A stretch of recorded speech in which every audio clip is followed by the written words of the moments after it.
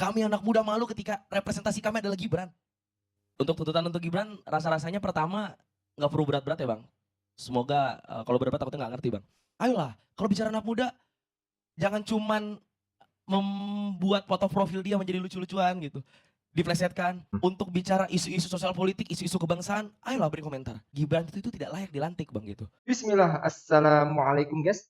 Berjumpa lagi di channel Jurnal Terupdate. Kali ini perwakilan BEM seluruh Indonesia, Satria Naufal, kali ini memberikan sentilan yang cukup menohok kepada Gibran Rakabuming Raka dan bahkan tegas mengatakan Gibran tidak layak untuk dilantik. Jadi untuk lebih jelasnya, mari kita simak bersama-sama video ini guys. Bismillah.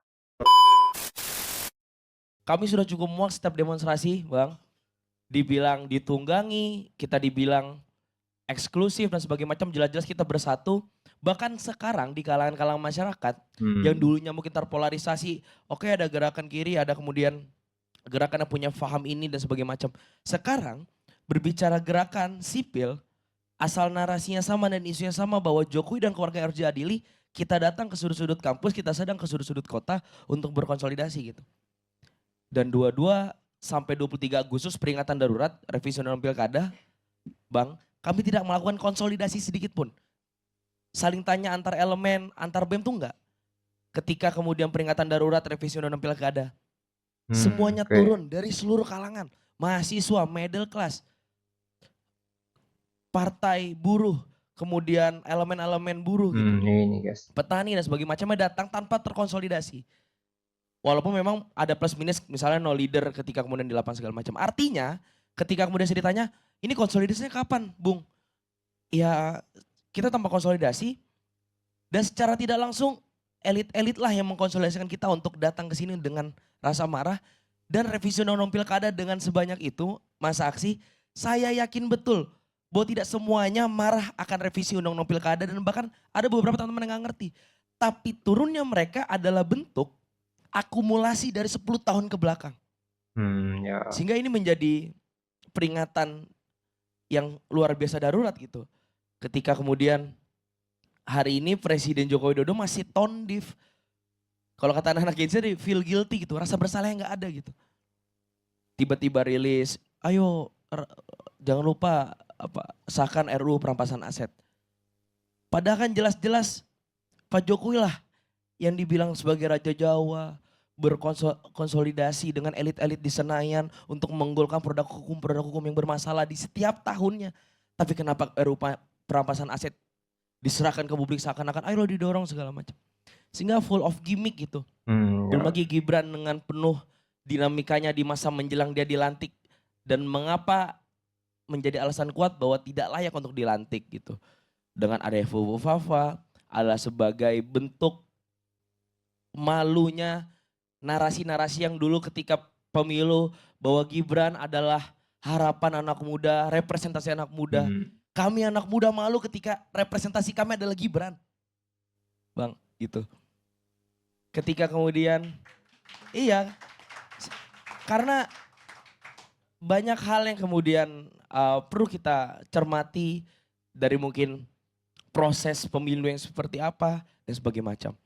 Jadi kira-kira begitu Bang Karni kalau misalnya berbicara tadi demonstrasi dan link back ke belakang mengenai belakangan ini gerakan-gerakan sipil yang hadir di masyarakat.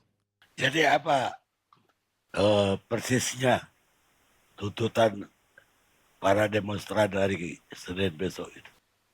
Oke, yang jelas tajuknya pertama Bang adalah mengadili Jokowi dan keluarganya serta merefleksikan 10 tahun kepemimpinan Jokowi plus menjadikan preferensi dan peringatan yang begitu darurat kepada presiden terpilih yakni Prabowo untuk tidak main-main pada variabel yang namanya masyarakat, bahwa variabel masyarakat harus perlu didengar. Jadi sehingga tajuknya itu Bang, kalau bicara tuntutan secara teknis harus dikonsolidasikan bersama teman-teman secara rigid. Yang jelas perkiraan saya ketika mungkin konsolidasi itu akan dilakukan oleh teman-teman di seluruh Indonesia, tidak lain tidak bukan bahwa Jokowi harus bertanggung jawab ketika dia berjanji untuk KPK diperkuat dan dia juga yang melemahkan KPK secara sistematis gitu. dengan revisi undang-undang KPK gitu. Dia yang kemudian berjanji untuk menuntaskan pelanggaran HAM-HAM berat dan di zaman dia pula gitu.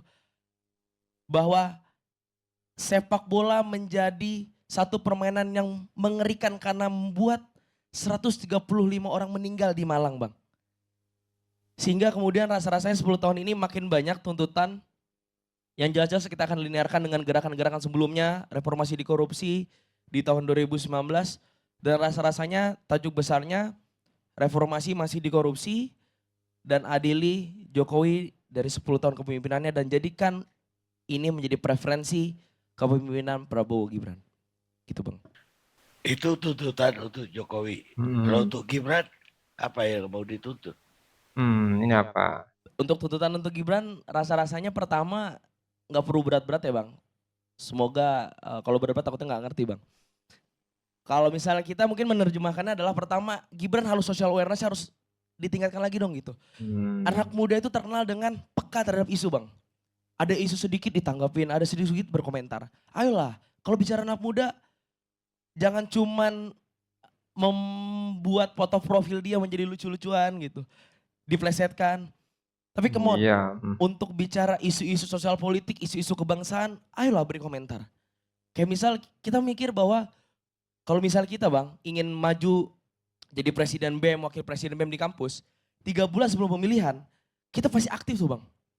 Mengamati isu ini, berkomentar isu ini, menyikapi isu ini, datang ke seluruh elemen, datang seluruh anak muda, apa nih saran, apa nih evaluasi, apa nih yang diinginkan anak muda gitu.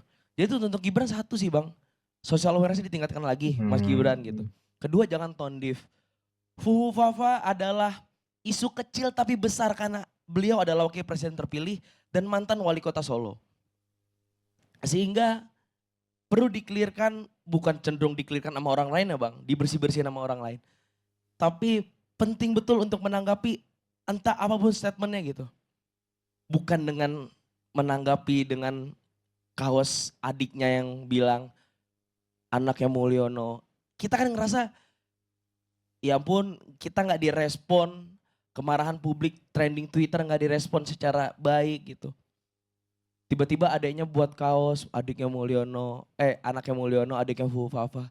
Kita kan mikir ya ampun, kita sampai mikir gimana gitu cara membuat mereka ini aware gitu, Bang. Sehingga mungkin kira-kira untuk Gibran itu dulu kali, Bang. Ya. Saya pikir tadi akan Bang ada Karni, boleh melalui moderator saya bertanya?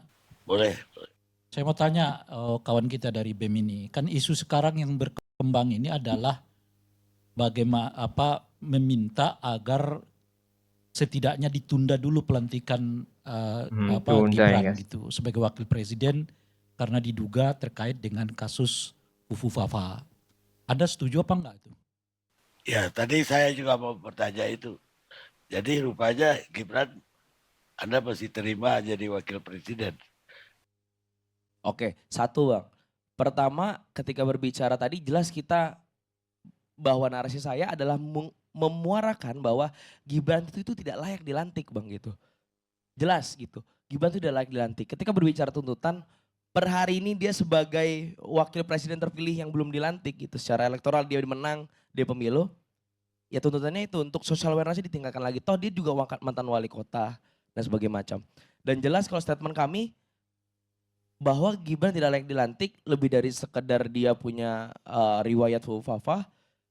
Tapi proses pemilu yang masih saat ini meninggalkan residu buruk, Bang, gitu. Ya. Pemilu yang kemudian tendensius berpihak kepada Prabowo Gibran, bansos kemudian didominasi kepada Prabowo Gibran dan sebagainya macamnya. Sehingga itu menjadi residu-residu kemudian Gibran masih tidak layak untuk dilantik di 20 Oktober 2024. Demo ini didukung oleh seluruh BEM di Indonesia. Jelas, Bang. Digulung seluruh BEM, bukan hanya BEM, Bang, ya, seluruh elemen bahkan. Kita nyebutnya seluruh elemen karena kalau BEM aja mungkin cenderung eksklusif, tapi ini seluruh elemen, Bang. BEM, DPM, himpunan bahkan masyarakat atau mahasiswa yang tidak tergabung dalam BEM, semua marah, Bang.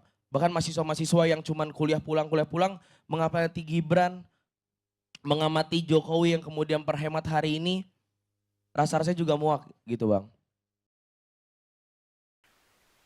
Oke guys, jadi ini kayaknya di dalam internal para mahasiswa ini BEM ini terlihat bergejolak guys. Jadi tadi koordinator BEM seluruh Indonesia, Satria Naufal itu mengaku malu ketika anak-anak muda Indonesia itu direpresentasikan seperti Gibran Raka Buming Raka. Isu kepemilikan akun kasus Fafa itu menjadi salah satu alasan bagi Naufal untuk mengaku malu ketika Gibran disebut sebagai representasi anak-anak muda Indonesia. Naufal pun juga menyebut pihaknya para mahasiswa akan menggelar demonstrasi besar-besaran pekan depan.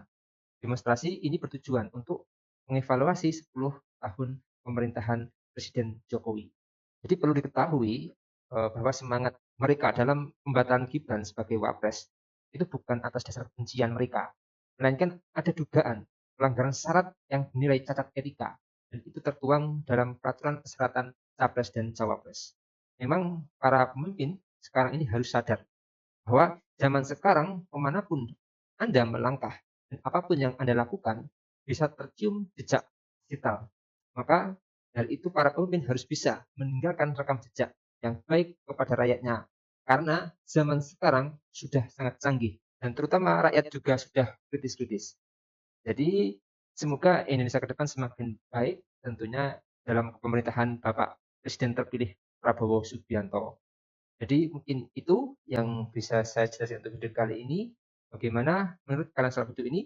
Tulis komentarnya di bawah ini ya guys. Saya izin pamit dulu. Wassalamualaikum warahmatullahi wabarakatuh.